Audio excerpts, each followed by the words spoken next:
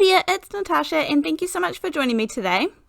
We are going to be creating a really fun card today, and I'm going to start off by using this diamond die set here, and I'm just using one single die from this set. So you could use squares or diamonds, they would both work. Then I'm using this one Canoe 2 6x6 inch paper pad, and if you struggle to coordinate colours and things, the best advice I have is to take all of the papers from one single paper pad, and that will help you out immensely. So I have chosen one design here, which is just like a slight dotted pattern, and that is going to be my background piece of paper for more than one reason. Then I have picked 4 sheets of paper all from the same pack, and I'm going to die cut these with the diamond. So I have them all die cut up the top there, and I ended up choosing one more sheet of paper too, so I have 5 different designs. I'm going to place these all down on my little dotted sheet of paper there, so I've cut that down to be 4 by 5¼ inches, and I am just figuring out the pattern that I want all of my diamonds in.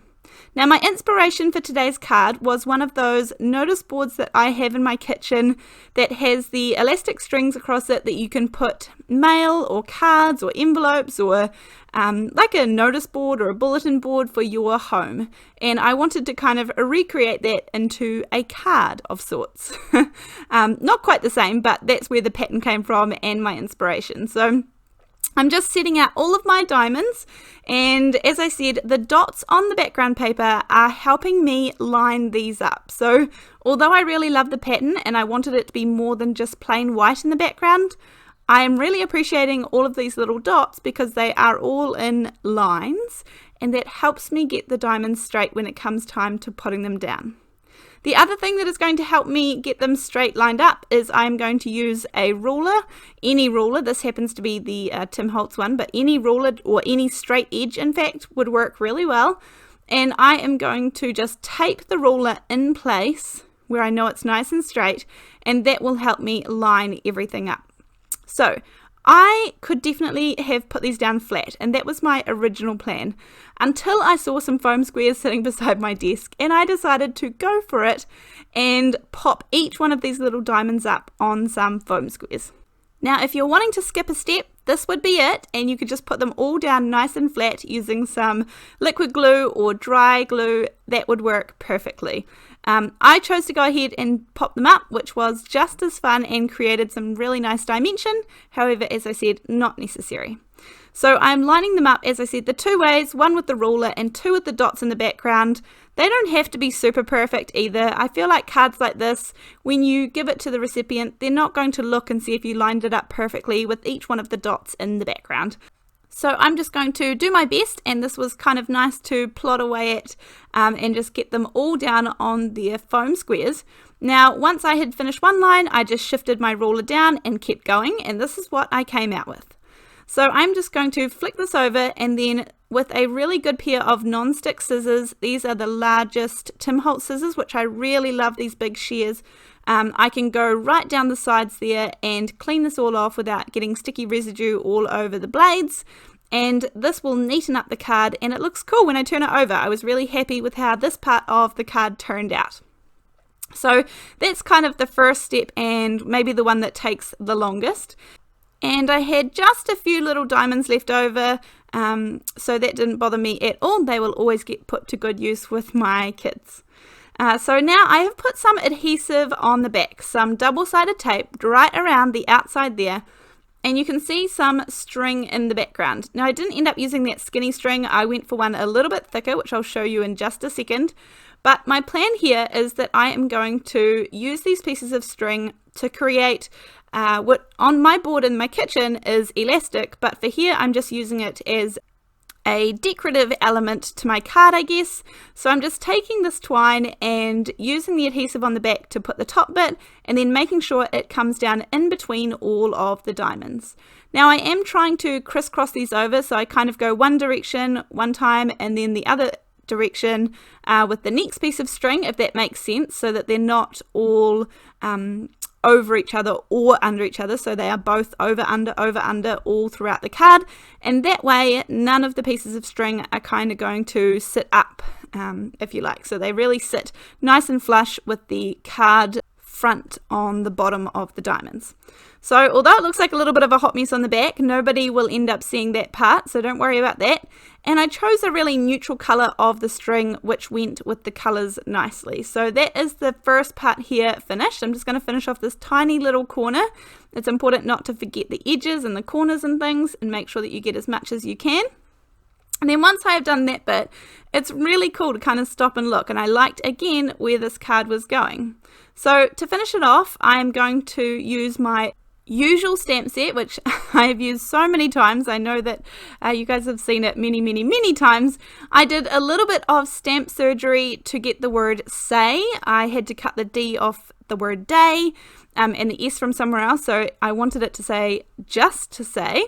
And I'm going to trim that down. I kind of started doing it with my trimmer, but honestly I found it just as easy to get out a little pair of sharp scissors and trim it into a nice fine sentiment.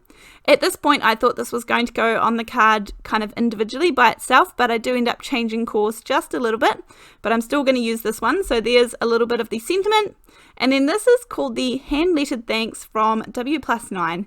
Now this again is a really old one, guys, but use whatever you have. I'm sure positive that you have a thank you sentiment or a happy birthday sentiment or best wishes or get well soon. Any sentiment would work well on these cards, and that's what I really enjoy about card making, is that I enjoy making cards that I feel like you can adjust the sentiment to whatever occasion you need it for. So that is usually my goal when I'm card making, to show you guys. But for this one I want it to say just to say thank you. Now I have die cut these out a few times each, and I am gluing them together, which I often do to create a nice thick sentiment. Almost like a chipboard kind of look, a little bit thicker than paper, and it definitely helps it stand up off the page. Now it was quite a busy background, so I wanted to make sure that that's what I was going to achieve by layering them up. Now here I decided just to add some liquid glue. I'm adding quite a lot. There is some dry adhesive around the outside still exposed as well. And I'm going to put this down on a 4 1/4 by 5.5 inch card base, and I actually kind of press it down, and then I'm going to put my die cutting machine, which happens to be a Cuttlebug. I'm going to put down one of the nice clean plates first, and then sit my Cuttlebug on to help it dry and make sure that it has really good contact with the card base. And that worked really well. Just a little bit later I'm coming back to finish it off. And this is how I thought the card was going to go, but I felt like this definitely didn't stand out enough. It was too busy and too much happening in the card to really make that sentiment clear. So I have die cut out a little piece of vellum using some frames, and the big kind of swirly pieces on the end of each of the words was just a little bit too big for what I needed, so I'm just using my scissors to trim off those bits and pieces. You should never be afraid to adjust your die cuts and things and make them to fit what you need for that particular project. That's what they're there for. You can kind of cut them up and make it work for whatever you need. So I've pretty much cut off all of those extra bits and pieces, and I'm just going to use some really strong liquid glue, which is the Ranger Multi-Medium in the matte finish. And this way, if any comes out the side or anything, it won't be glossy or shiny and you won't be able to see it. So I'm just making sure that I can fit that little just to say up the top on the vellum piece as well. And I'll pop the thank you. I was just sort of deciding whereabouts it would fit nicely, but I like it all nice and centered. And then I'm cutting my little sentiment down really small so that it will fit nicely on the top there. Now I have put a little bit of foam squares. I cut them up really nice and thin using some little sharp fussy cutting scissors, and I've popped them on the back of the sentiment and that bit up the top so that it will sit nicely over the strings. Now again, it probably would have been fine if I just used normal adhesive as well, but I just didn't want it to sit uneven, especially because this card will be going through the mail. So finishing up, this card was super fun. I love how it turned out. If you don't have pattern paper ready to go, then you could always use some of those backgrounds that you have created and stored away for another time, or some gel prints would look really cool, or there's lots of different things that you could use to create the background here. I hope you guys enjoyed seeing this card come to life, and I really appreciate that you took the time to come and watch this video with me. Thanks so much, guys, and I will see you in the next video. Bye!